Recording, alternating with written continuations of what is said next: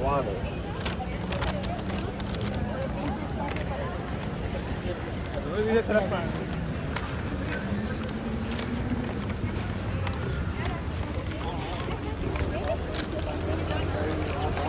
And then after some years from the article, they used to earn a lot of money.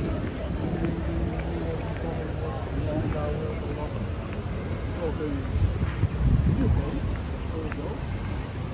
Never pay, never use class, never baik kita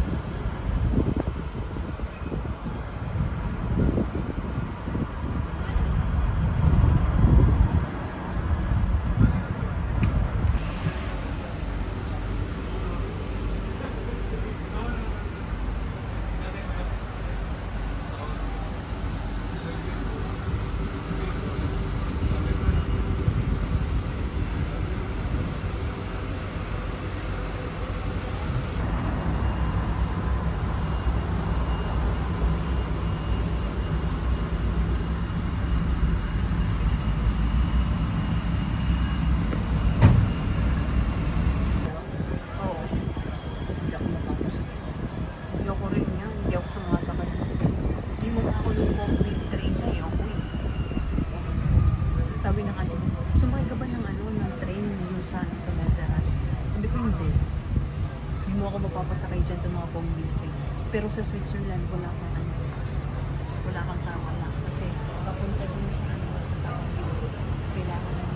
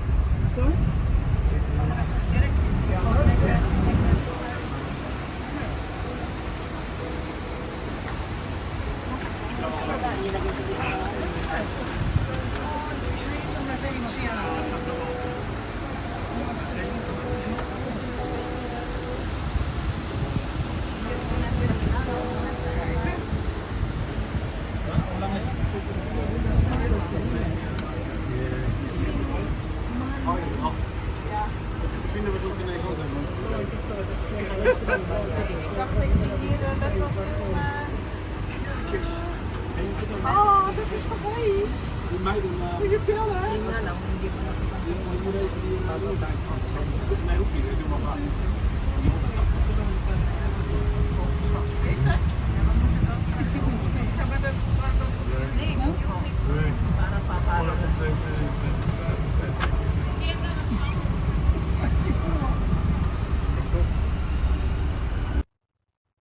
Intro.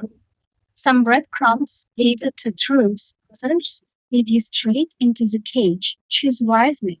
This isn't just a review, it's a breadcrumb trail through the financial illusion. Some follow the system, I follow Brett. Which trail will you take? Hi, my name is Vika, and what you are watching now is not my vlog. It's not about travel, it's not about tourism, it's not even about Barcelona, even if I'm in Barcelona now. It's about the system behind the city, the illusion behind the lifestyle, the price you pay for feeling that you have branded a freedom. People love to say, I moved to Barcelona for peace, or I come here to live slowly, or I financially escaped the rat race. But here is the thing no one tells you until it's too late. You did not escape the system, you just changed the decor. You left the glass tower for the beach. You swapped meetings for warmer deadlines for the tapas. But the structure control, the silent obedience, it's still here. Barcelona doesn't oppress you, it seduces you. It doesn't scream, it whispers. And that's what makes it so powerful. It makes you believe you are free by quietly turning you into the perfect consumer. And that's what this video is. Not a warning, not a complaint, just the other side of the possibility. Let's begin.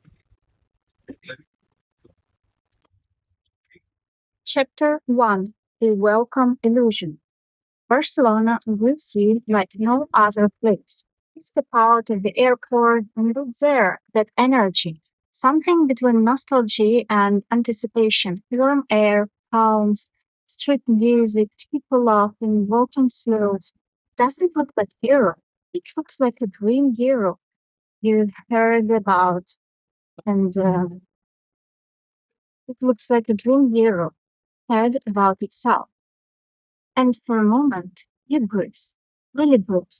You say to yourself, yes, this is what I was looking for. I found it. You are walking through Gothic streets, the sun is golden, there is a man with a guitar, there is a glass of kava waiting for you. Everyone looks happy. No one seems to be in rush.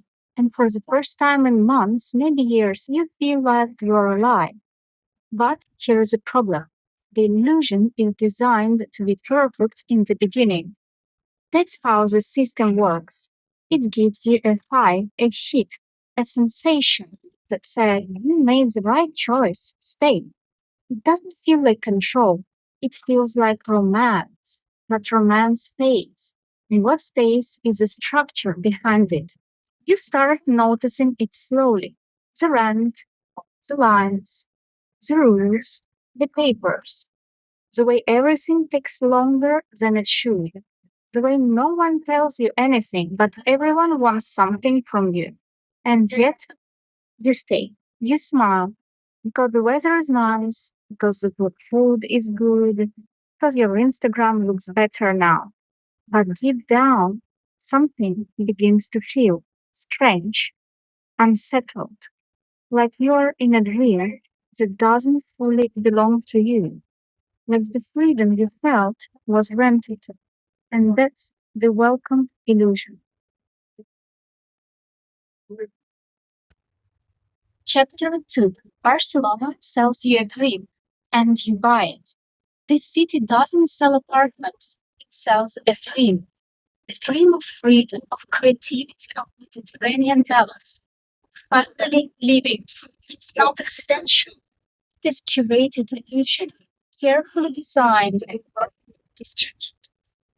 They show you sunsets on rooftops, artisanal bread, a woman in linen with a tote bag and no visible stress, an architect's cafe, barefoot child, a guy with a guitar.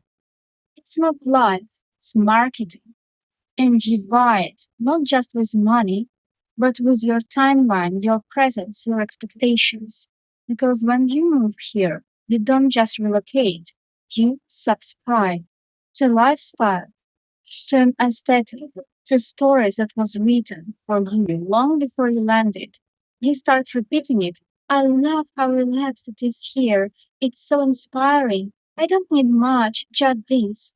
That last sentence, that's how you know the programming worked.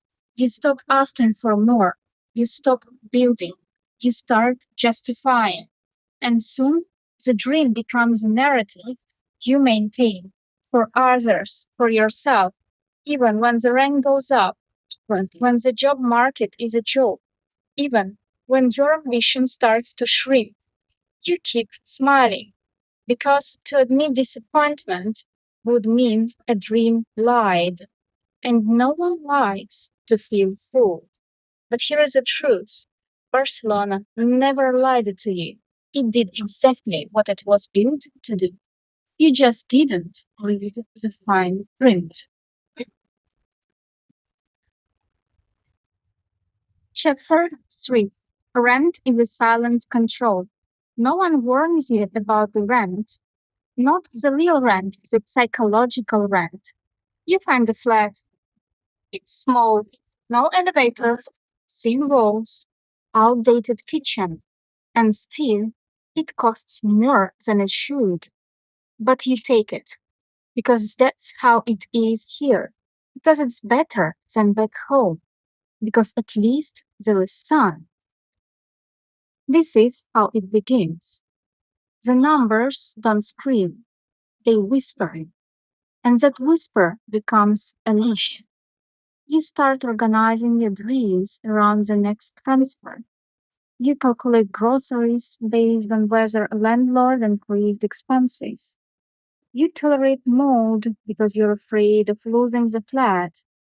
You pay a full month's rent an agency that does nothing except remind you you don't own the place. You rent your place in the era.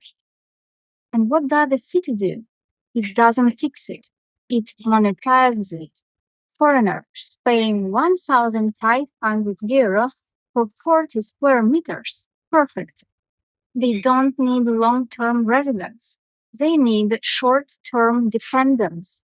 People who don't question, just renew. And slowly, rent doesn't just drain your money.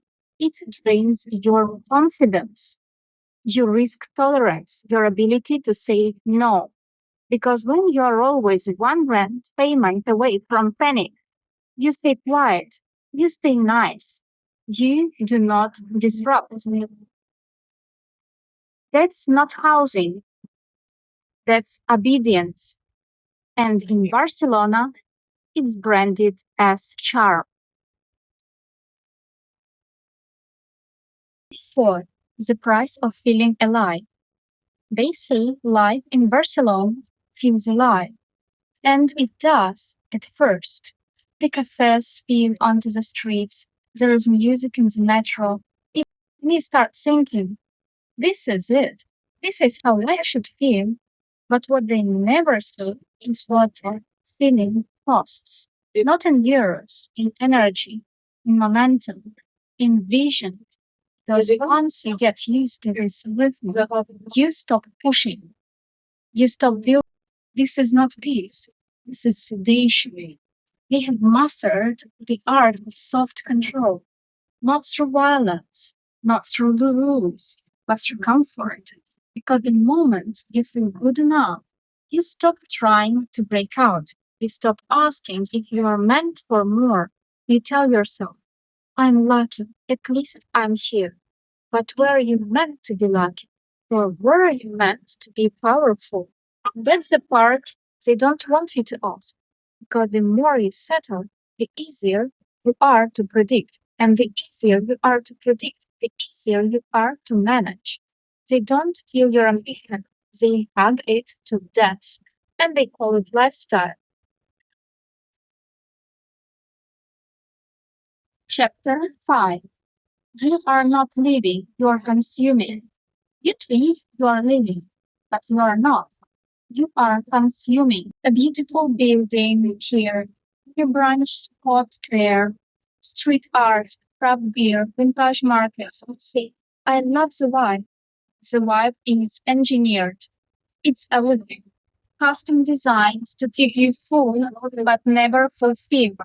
You post a picture of your croissant, take the location, you write something creative about slowing down, but deep down you're just feeding the system that sells you back your own identity. New cafe opens, you're there. New rooftop bar, you're there.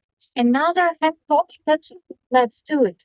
Not because we need it, but because it fits the aesthetic of who you think you are becoming. You are not resisting. You are styling it. And in return, it rewards you with just enough dopamine to keep scrolling, keep sleeping, keep smiling, until one day you look around and realize you did not create a life. You curated a feed, and you paid for it with your time. Chapter 6. When culture replaces currency. At first, it feels like culture. People dance in the streets, you hear 5 languages in one cafe. There is an art exhibit in a garage.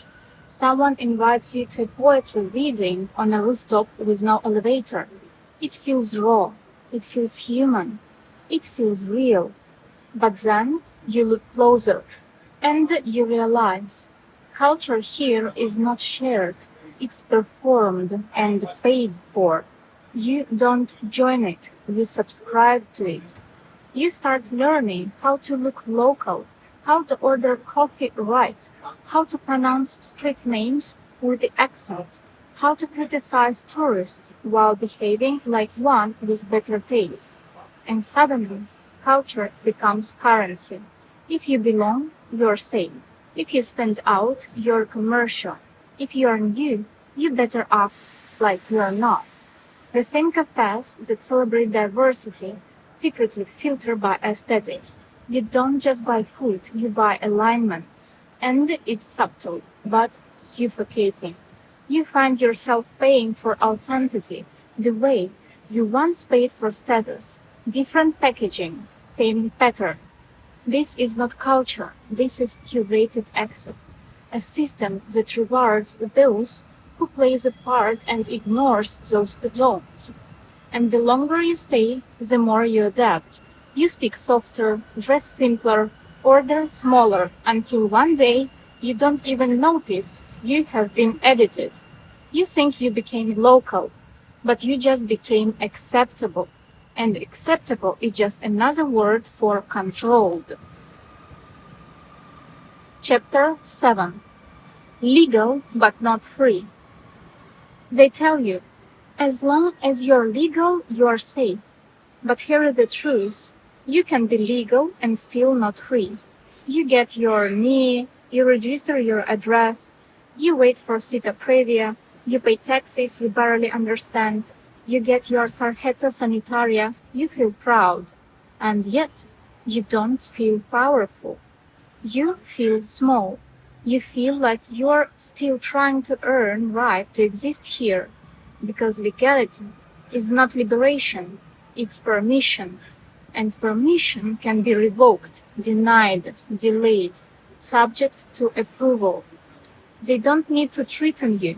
They just make the process fragile, confusing, exhausting. The more time you spend inside offices, refreshing government portals, deciphering contradictory laws, the less energy you have left to question the game itself. You are not thriving, you are managing.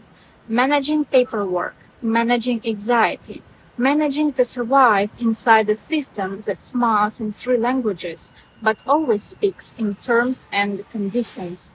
And when something goes wrong, it's your fault. You didn't file it correctly. You didn't bring the right document. You didn't understand the system. That's the most genius part of it.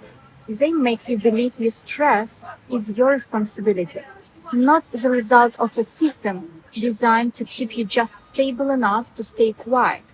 So yes, you are legal, but you are also tracked, indexed, filtered, and you call it integration, but they call it data.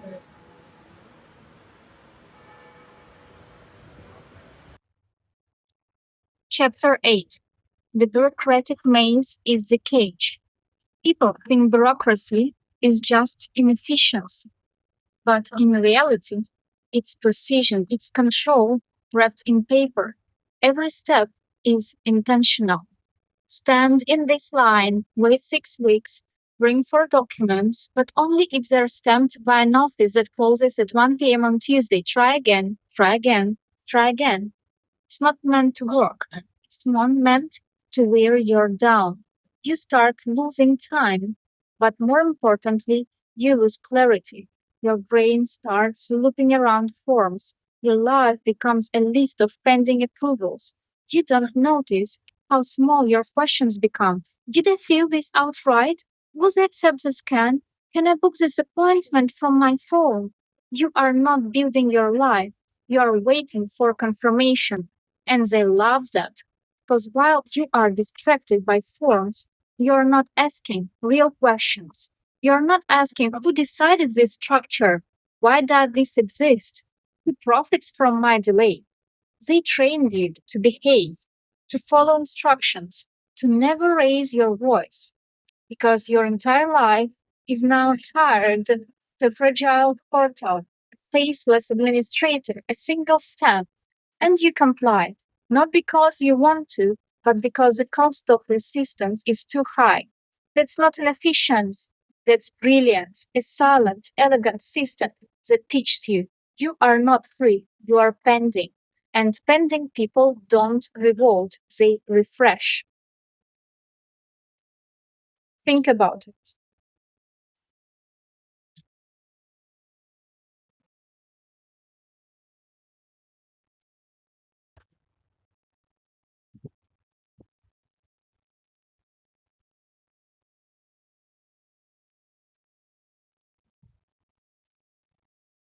Chapter 9. They want you comfortable, not awake. Barcelona is comfortable, let's be honest. You walk, you eat well, the sun kisses your skin most days. You hear music, see color, taste life. It feels soft, safe, grounding, beautiful. But you have to ask yourself, why does comfort here feel so good that you stop questioning anything else? Because comfort is not freedom. Comfort is a sedative they use to keep you from blowing up. They don't want you poor, not exactly. They want you pleased enough to obey, pleased enough to stop asking, is it all I'm meant for? Pleased enough to settle for 40 square meters and a view. Pleased enough to call this a win. The food is good, so you stay. The rent is high, but you justify. The taxes make no sense, but you smile through the paperwork. You become predictable. You shop at the same markets. You go to the same bars. You see the same people and talk about the same weather. They don't fear angry citizens. They fear awake ones. The awake people don't stay quiet in beautiful cages. So they keep you just comfortable enough to never notice the walls. You think you are resting, but you are retreating. You think you are healing, but you are hibernating. You are not at peace. You are paused. And paused people, they don't revolt. They relax.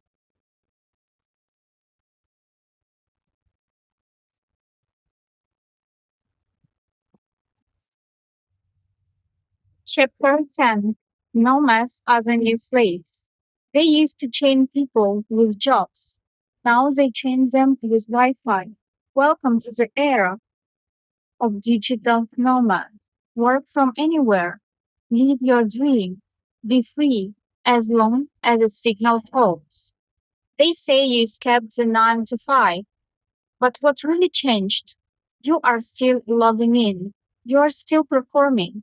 You're still trading hours for currency just in a prettier time zone. You are not disconnected.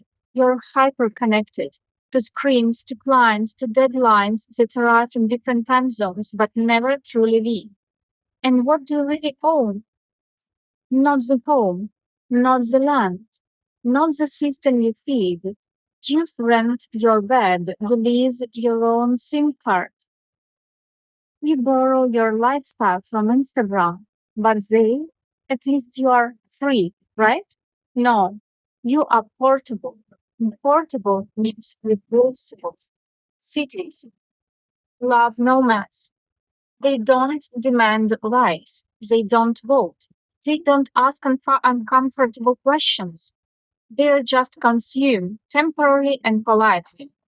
That's why they are welcomed. Not for who they are, but for how easily they move on.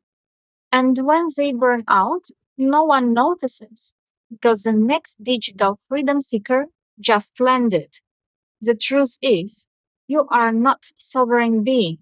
You are a floating revenue stream. And the more you romanticize your mobility, the less you notice your rootlessness. You didn't escape the system. You became its perfect export product. And they thank you with a coffee, a co-working desk, and a sunset. Chapter 11. Digital freedom is algorithm control. They told you, you are free now, you have the internet. But they never said who controls the feed. You think you are choosing, but the algorithm already chose. Before you searched, before you typed, before you knew what you wanted, it knew. It pushes Barcelona lifestyle, it pushes freelancer tips, it pushes images of sunlight, tattoos, freedom, and flat whites. You follow, not because you are stupid, but because you are human and humans click what they are shown. You scroll past 400 messages a day, you remember five. And those five sharp your next decision, your next booking, your next belief. You think you are researching, but really, you are being curated.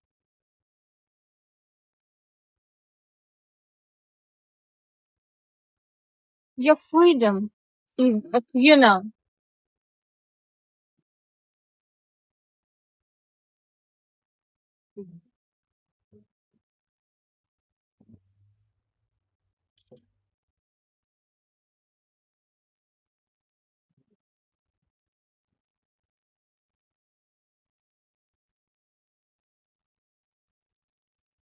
Your choices have walls, invisible but real. You don't live outside the system, you live inside its UX design. Your options influenced, your needs prompted, your goals optimized for engagement. The algorithm doesn't want you enlightened, it wants you active, clicking, sharing, dreaming in high resolution, but never disrupting the flow, because real freedom means unpredictability, and unpredictability breaks the model. So you stay inside the loop. You post, you respond, you receive just enough validation. You keep believing you are leading your own path. But the truth is, you are not in control. You are in circulation. And digital freedom? That's just a well lit prison with better filters.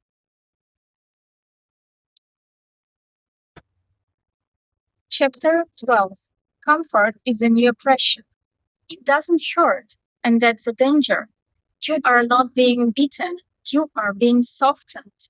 They don't lock you in cells, they wrap you in inconvenience. Instead, you say, it's fine, I'm lucky, I should be grateful.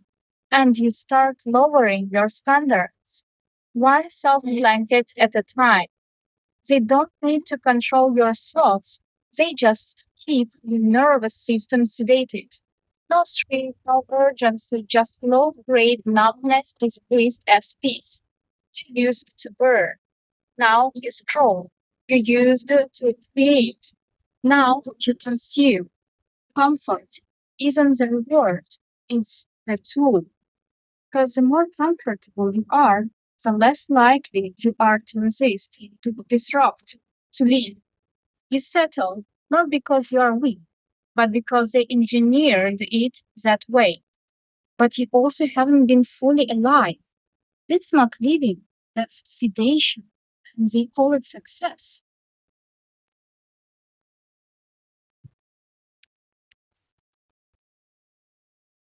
Chapter 13. Luxury is a new illusion. They say, if I had more money, I would be free. But here's the truth. Luxury does not liberate. It decorates the cage. You move into a nice apartment. You see the sea. You have a balcony, a doorman, marble floors. But the anxiety is still there. The overthinking is still there. The fear of losing it all louder than ever. Because luxury doesn't raise fear. It just raises the price of losing.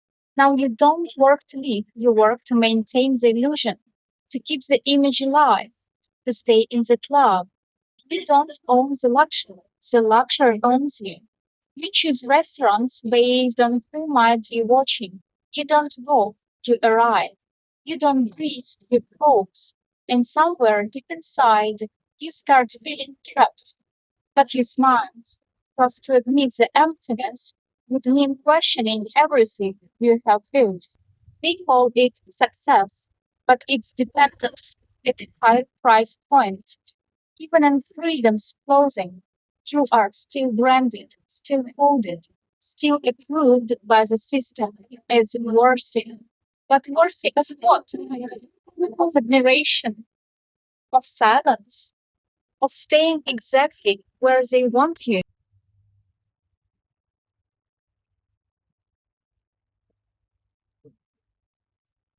Chapter 14. Minimalism was never the answer. When luxury failed you, they offered you simplicity. Minimalism, they said, own less, be more. So you sold your things. You packed your life into a backpack. You chased sunlight and empty rooms. Felt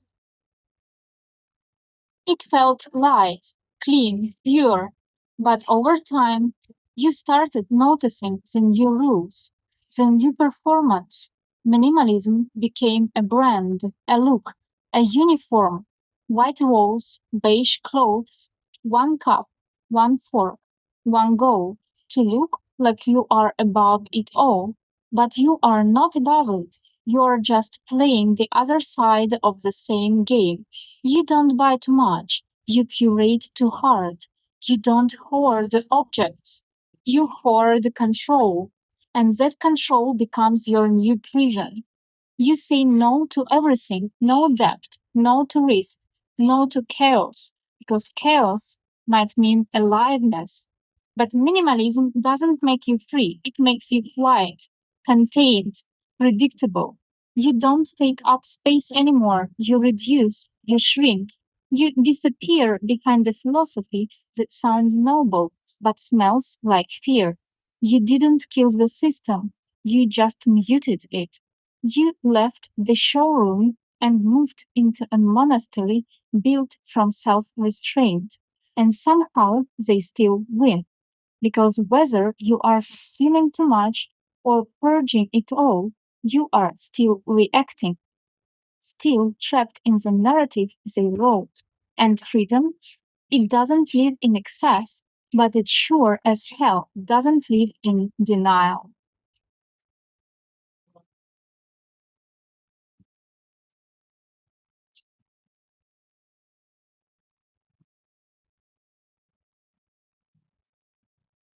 Chapter 15. The city doesn't love you. You move to the city thinking, here, I'm finally be seen.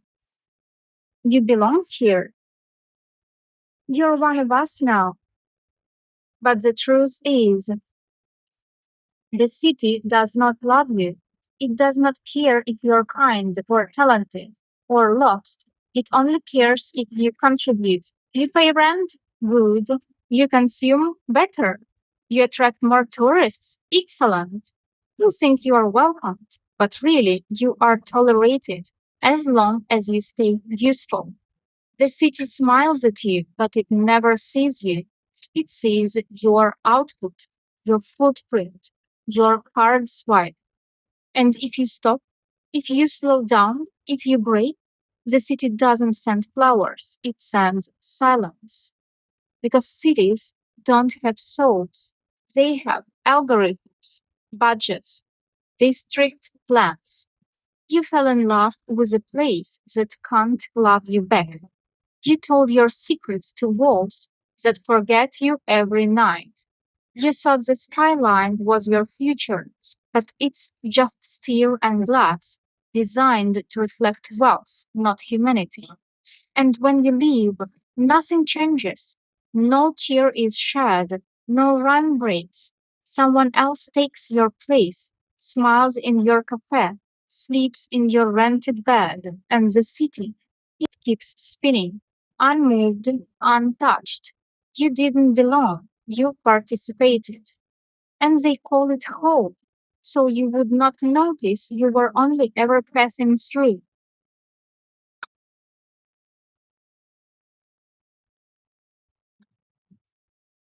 Chapter 16. You don't need permission to leave the game. Here is the secret they don't want you to know. You can leave the game, and you don't need a reason or a diploma or an approval. You don't have to finish the maze. You can stand up and walk away from the board. No one's coming to unlock the door because the door was never locked. It was just surrounded by fear. You have been taught to wait for the visa, the title, the savings, the sign. But freedom does not send invitations. It waits for courage, not permission. The system trains you to ask, am I allowed? Is this the right step? Will they accept me? But the truth is, the moment you stop asking, you are already outside. You don't need to explain. You don't need to justify. You don't need to make it poetic. You just stop feeding it, stop performing, stop pretending. And yes, they will notice. They will say, you are giving up. You are lost. You are not playing fair. But you will know the truth. You are not lost. You are done. Done with the script. Done with the loop. Done with decorating your cage. And when you step out, it won't feel dramatic. It will feel silent, clean, exact. Because the freedom does not shout. It does not clash. It does not beg to be seen. It just is. And once you taste it, no system, no title, no illusion can ever own you again.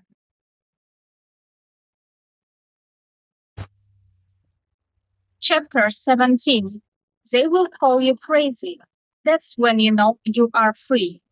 Leave the job, sell your things, exit the loop, and watch. what happens? People will panic, not for you, but for themselves. They will say, "You have changed. You are reckless. You have lost your mind." But what they really mean is you stopped obeying the script. And the scripts are sacred in the system, not because you're wrong, but because you show what's possible. Your silence is louder than their ambition. Your peace is more threatening than any rebellion. Your absence exposes the illusion they still live in. They need you to come back, to explain yourself, to fail. Because if you succeed outside the game, you prove the game was never real. So they call you crazy because it's easier than facing the mirrors you became. Let them. Let them laugh. Let them whisper. Let them scroll past your name with smirk and a shrug. Because deep down, they know what you have done. You broke the loop. You exited the echo. You walked into the wild, alone, but awake and crazy. That's just the word they use for people they can't control anymore. So when they call you mad, don't defend yourself. Just smile, because that's when you know you are finally free.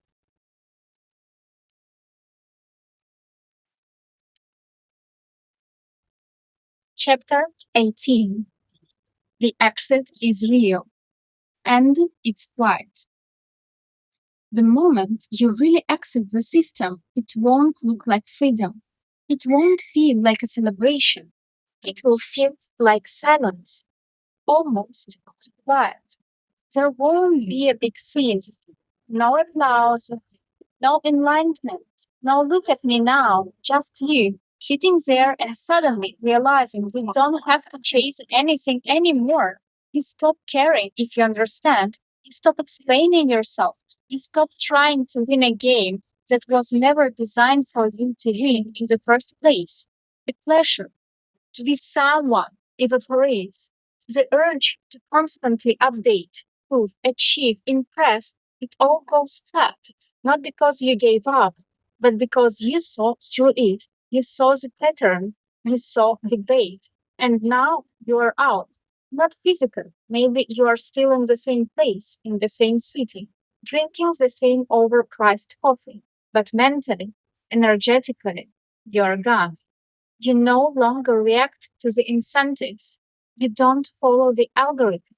You don't play status games. You feel like a ghost in a system that no longer has authority over your nervous system. That's the real exit. It's not dramatic. It's not sexy. It's not even visible from the outside, but you will know it. It happened when things that once triggered you now bore you. When people that once impressed you now feel empty. When opportunities no longer feel like salvation, they feel like noise. You didn't win the game. You simply stopped playing. And for the first time, you are free in a way that can't be posted, priced, or praised. Because real freedom, it has no audience. It just is.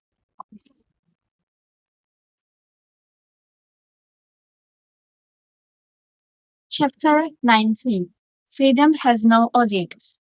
You spent years performing, not on stage, maybe, but everywhere else, in conversations, in photos, in choices, made it to look like freedom. You didn't even notice it at first. How every decision came with a hidden watcher.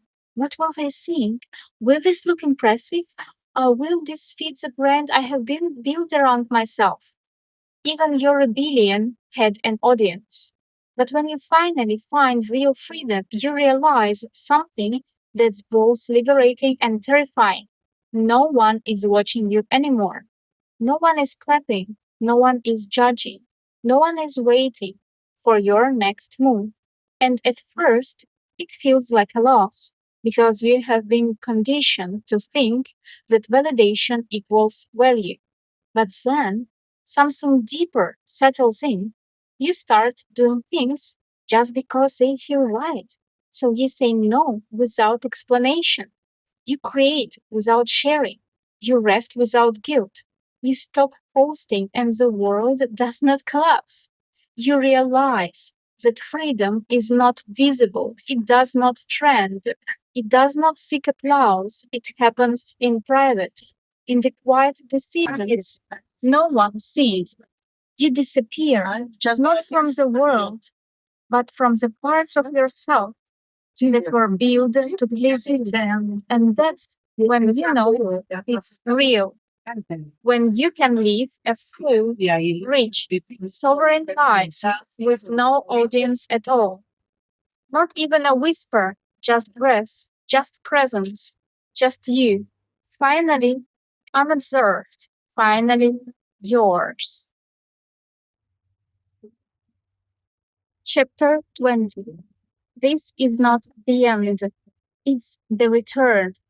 They told you freedom would feel like arrival, as if one day you would reach some mountain, peak, and everything would make sense. But this isn't a mountain top, it's a clearing. And now that you're here, you finally see you were never climbing. You were circling a maze they built around your own fire. The exit was not forward, it was inward. The moment you stopped performing, stopped pleasing, stopped chasing, you came back to something older than ambition, older than the system, older than fear. You came back to yourself, not the version of you they could monetize, applaud, or categorize, but the one that breathes in silence, moves without reason, and doesn't need to be seen to be real. You didn't escape, you remembered, and now everything looks different. The noise is still there, but it no longer penetrates. The game still runs, but it no longer seduces. You can walk through the world untouched, not because you have abandoned it, but because you are sovereign. You are no longer waiting to be invited. You are not asking permission to exist. You are not proving anything to anyone. You are just walking through their illusions, through their narratives, through their fear, with your own pulse as the only map. And no, this isn't the end. This is the return to the signal that was always yours before they trained you to forget it. Now you are back, and this time you don't owe them a single word. Final whisper. No title, no applause. You don't owe anyone an explanation for your exit. Not because they wouldn't understand, but because they were never supposed to. This path was not made for applause, it was made for clarity. You don't need to look back and narrate your story to those still inside the maze. You don't need to warn them, convince them, or prove that living was the right thing. There is a dignity in silence that no performance can match, and you have earned it. This was not a rebellion. It wasn't a collapse. It was a decision, precise, clean, without spectacle. You stopped reacting. You stopped explaining. You stopped measuring your life in metrics someone else designed.